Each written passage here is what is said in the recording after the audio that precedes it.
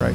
So I missed her, and then at the penultimate moment, as I'm grabbing my keys, I'm like, oh, here she is, right? And so I just stop her, I give her a kiss, and then I leave, right? And it's just the difference between finding that moment and not is enormous, right? And it's like the area under the curve could still suck a lot. It's like in the beginning, you might only have 20 moments like that a day, right? But the difference between being someone who never gets it clearly, right, and it never truly punctuates his busyness and ambition and disappointment and everything, every other module that's been installed, with just clear clear contact with the beauty and sacredness of the present moment. That difference is enormous. And once you have those punctate moments, and again, this is a meditation by another name, then you can have 100, and then you can have 1,000, and then the character of your life can more and more resemble the true virtues of being, even when you're still becoming. I mean, even when you have the whole apparatus of, you've got employees, you've got a calendar, you've got Slack is open all day, like it's all that's happening, you can still be someone who's basically already happy, right? You're not leaning forward so much, and when you are leaning forward, part of you recognizes, okay, what's this about? Like you have a kind of mindfulness alarm that goes off when you're obviously expecting to become happy by the next thing, right? Rather than be truly taken in by that dream, part of you knows, okay, wait a minute, like just correct your posture a little bit. Like, you know that no matter how good this dinner is, it's just going to be a dinner, right? And then you're going to be too full, and then you're going to wish you hadn't eaten all that, and then you're going to find it hard to sleep, and so like you know that it can't be a matter of reaching and grabbing and fully satisfying your desire again and again and again as a way to finally become happy. You have to locate your satisfaction more and more in just in the state of being that is already here. It's preceding the next change. Your happiness can't be ultimately a matter of changing experience. It has to be a matter of recognizing the nature of experience. Now, that it can be very easy to have a cynical take on that and say, okay, well, it's easy for you to say, a rich white guy for whom everything's going great and nothing bad has yet happened, and the worst thing that happened to you was on Twitter, and so go fuck yourself. But no, first of all, many bad things have happened. Like, I know what it's like to lose someone close to me. I know what it's like to worry that your kid is really sick. I know what it's like to be waiting for the MRI. Like there are all these moments where even the luckiest among us know what it's like to live with real uncertainty and the knowledge that ultimately every bad thing, some version of every bad thing, is going to happen. I mean, even if you're the luckiest and healthiest and richest, then you're just going to be sitting by the phone, hearing that all your friends have died, right? Like, if you live to be 120 in perfect health, you're Peter Attia, and you're still doing kettlebells at 120, which with I hope Andrew Huberman, yeah, I hope you are, Peter and Andrew. Then you're just going to be getting, voicemails and texts and whatever else exists at that point, hearing that all these people you loved have disappeared, right? So no one gets out of here without a real encounter with Greek level tragedy. And the question is it possible to have a mind that can embrace that with equanimity and compassion and love and tranquility, or do you just have to pretend none of that's going to happen? The normal mode is to try to be lucky enough so that you can pretend hard enough and long enough that none of that shit applies to me, right? Like, I'm just going to, I'm going to stay healthy for as long as I can stay healthy. I'm not going to think about cancer until somebody has cancer. I'm going to extract as much pleasure as I possibly can in the moment. And, you know, look, that Bugatti over there is mine, right? You know, so it's like that's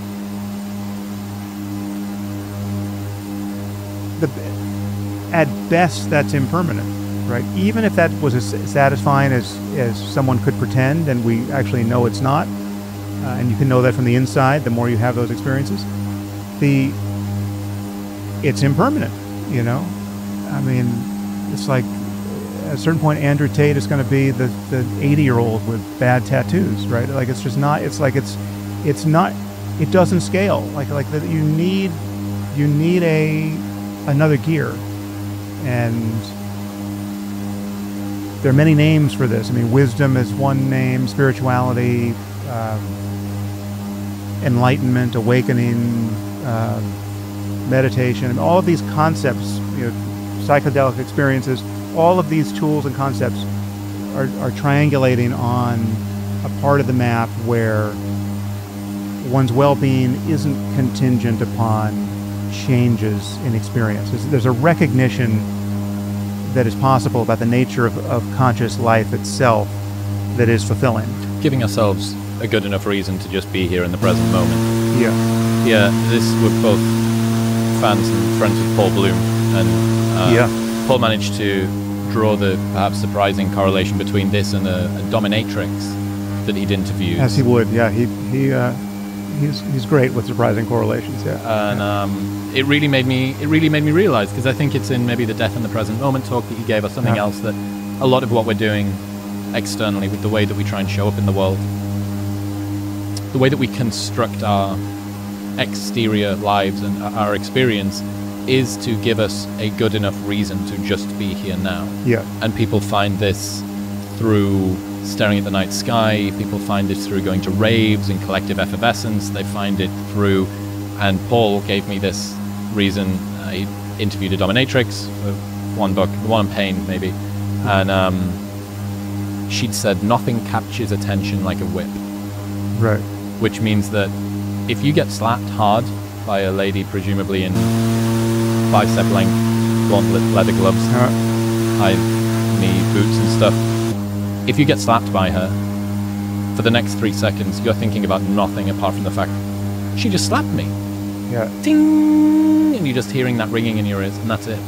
And I think that the way that I've conceived of it, I wrote this on a beach whilst kind of high on mushrooms, but I wrote it on a beach that the goal of a lot of mindfulness and the goal of a lot of what we're doing with our life should be to lower the bar to which we need the world's external stimulus to be in order for us to feel happy. It should be, as Naval says, if you won't be happy with a coffee, you won't be happy on a yacht. Right. Yeah. And continue to just whatever the reverse of progressive overload is. Yeah. Progressive underload. Perhaps. Yeah. And just continue to chip away. I can find it when I'm washing the dishes. I can find it when I'm walking the dog. I can find it when I'm, etc., waiting in traffic. Yeah, and if that seems difficult, it certainly can be, but that doesn't mean it's not possible. And the crucial point is that you have to recognize what the alternative is. Right? The alternative is just bad. The alternative is to not be happy, to be incapable of happiness, even when you have every reason to be happy. Right? It's the alternative is to be not all that loving, even when you're surrounded by people you ostensibly love. Right? Because you have a mind that is constantly fragmented. You're constantly looking elsewhere. You're constantly waiting for the next thing. You're constantly ruminating about that last thing. And you become bad company for the people in your life who you really want to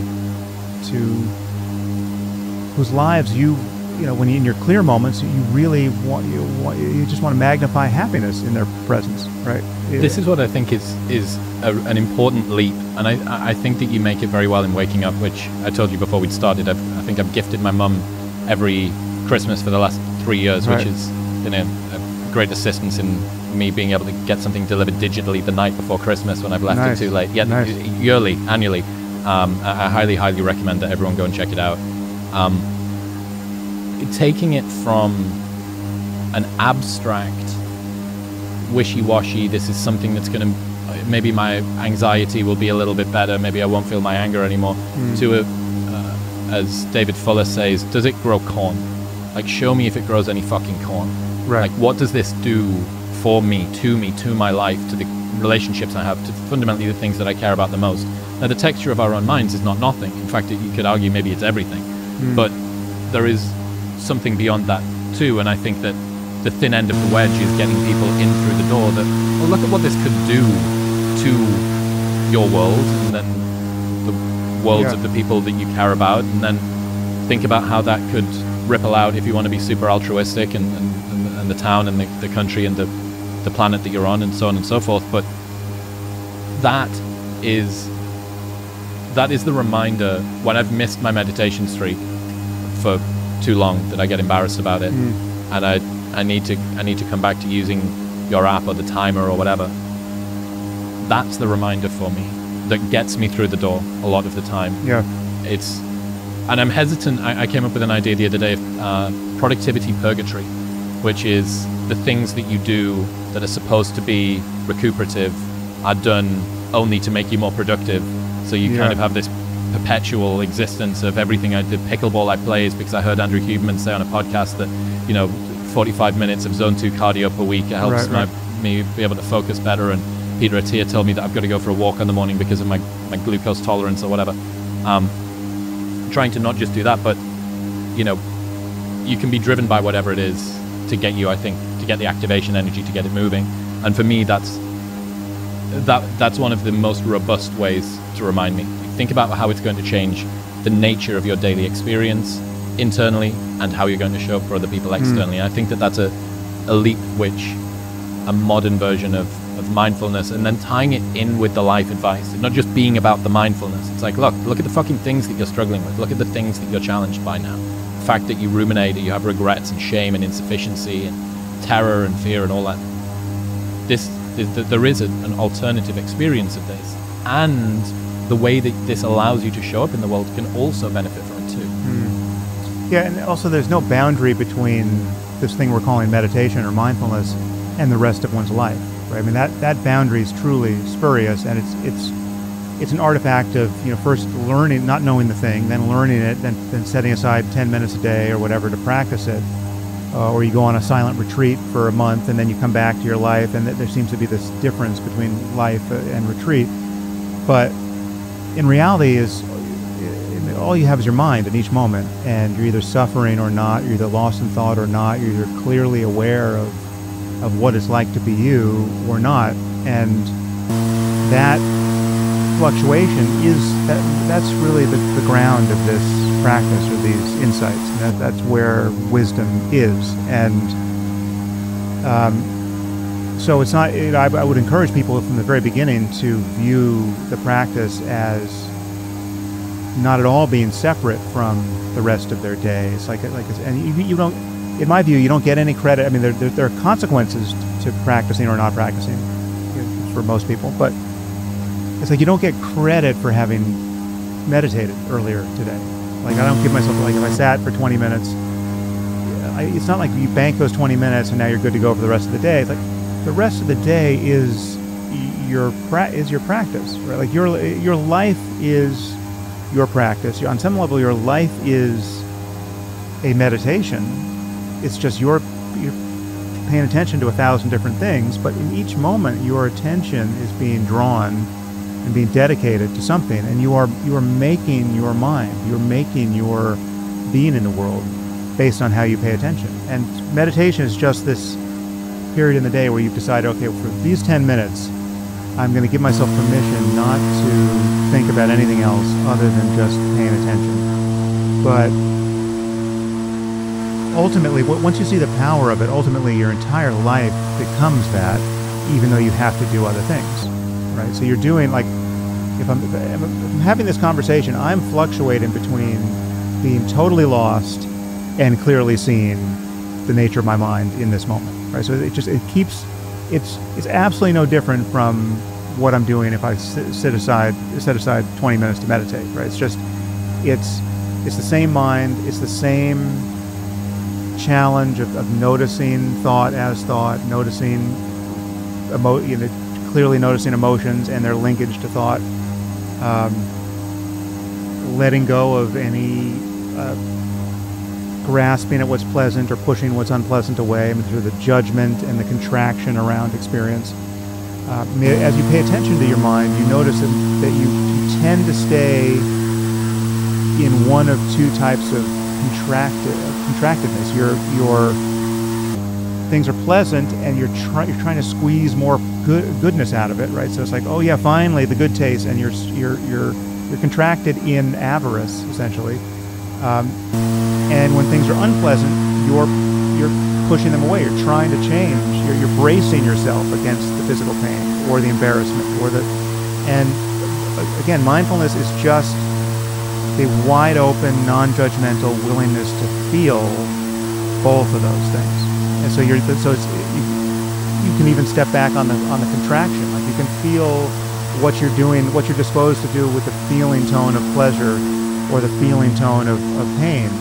And you recognize that all of that's happening just against this clear mirror of awareness, and you drop back, and all of a sudden, it's all floating free of that which is aware of it, and you're just that condition of open receptivity, and you just keep falling back into that. And it's not to say you don't get caught trying to get some more pleasure out of that thing, or you're trying to change this painful thing, but the more you notice that fluctuation, the more you notice that real relief is in not successfully doing either of these two things, but in just recognizing you're the mirror of awareness, and the beautiful and ugly things are just going to keep coming. It's one of the places where mindfulness gets closer to Stoicism, I think. Mm-hmm. That's that Marcus Aurelius quote about the universe itself is change and life is but what we deem it.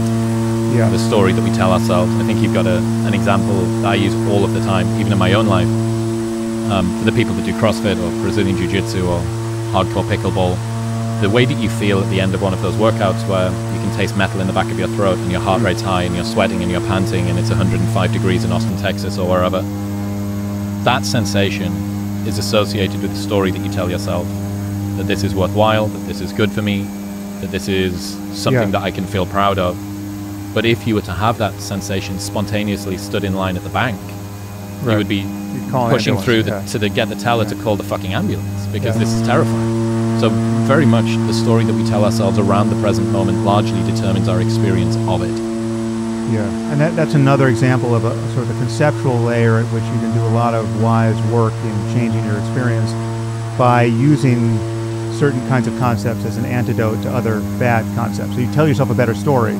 So reframing is just a very good technique, but it's sort of a layer above the mindfulness layer of just noticing that they're all just stories, right? And there's no place for them to land, right? So and I think people should intelligently engage both levels. I'm not discounting the power of reframing.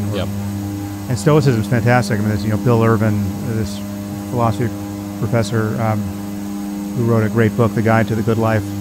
Has a series on waking up that is really great, and I'm kind of late to Stoicism, as I discovered it when more or less everyone else did in the last 10 years. But I hadn't read Seneca or Marcus Aurelius, even when I got a philosophy degree back in the day, and it's incredible just as an operating system for your mind. There's very few tools you need. And one we just talked about here briefly, unattributed, but just like negative visualization, just recognizing how happy you would be to, like you're in this normal state of dissatisfaction, recognize how much you would pay to be returned to this crappy little spot you're in now that you're not enjoying if all of these other bad things that had happened, that are happening to someone right now, and it just, you're lucky enough that it's not you. The things that you're ignoring now or taking for granted. Yeah, the cancer diagnosis you're not getting today. Previously just things that you wished that you once had. Yeah. And yet you're able to continue to adapt to this. What do you disagree with Stoicism about? Is there anything that stands out where you think, I'm not on board with that?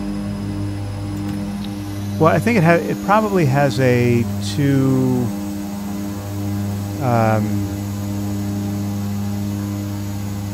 I'm not sure their view of our emotional lives is something I would want to sign on to in every respect. I mean, there's kind of a detached from the decapitation of your child, yeah, and also there's the a kind of victories of your business. There's a fundamental detachment that I'm not sure is the most interesting channel to be on in the end. I mean, it can be very useful given where we normally live, but not so rich. But also, it's just in my experience, and I'm not, I don't consider myself a true scholar of Stoicism, but we're on this incredible tour of a troll-themed Norwegian town, but we get into a dumb argument. Our guide saves the day, whispering from behind a troll statue. Don't fight! You're missing the view! One app, over 300,000 experiences you'll remember. Do more with Viator. I don't think the Stoics, I mean, really the Greeks in general, lacked a methodology. Right? There are many of the insights that you can recognize in Buddhism. You can also find among the Greeks, not just the Stoics. I mean, it's, maybe even more so among the skeptics. But they didn't really have a methodology of training attention, and they didn't have a kind of a comprehensive marriage of spiritual contemplative training and ethical insight that is as systematic and as useful as I've found in Buddhism in particular. So I'm a fan of other Eastern traditions as well, but again, not in a religious sense, but just taking, I'm very eclectic, taking what I think is useful and leaving the rest. But if you had to just go to one shelf in the bookstore to find, to Pareto optimize the whole spiritual journey, you really can't do better than Buddhism, in my view. I mean, there's certainly some bullshit that should be ignored, or at least some stuff that's unjustifiable that shouldn't be, not too much faith should be placed in. But you could almost pick at random. Like you go to the 10,000 page corpus and just open it at random, and you're not going to get a treatise on how to sacrifice a goat, right? Or why you should kill homosexuals. You're going to get something absolutely clear and totally serviceable in the 21st century about the nature of consciousness. I really enjoyed Robert Wright's book on that. Yeah. Why Buddhism is true. Talking about religion, you spent a good part of your career deconstructing religion, only for it to then perhaps be replaced with some similar religious thinking around things like identity politics. Yeah. Was creating that vacuum an error? Is there any way around this? Is religious thinking just baked into our human... I don't think it was the same people necessarily. I mean, I'm not sure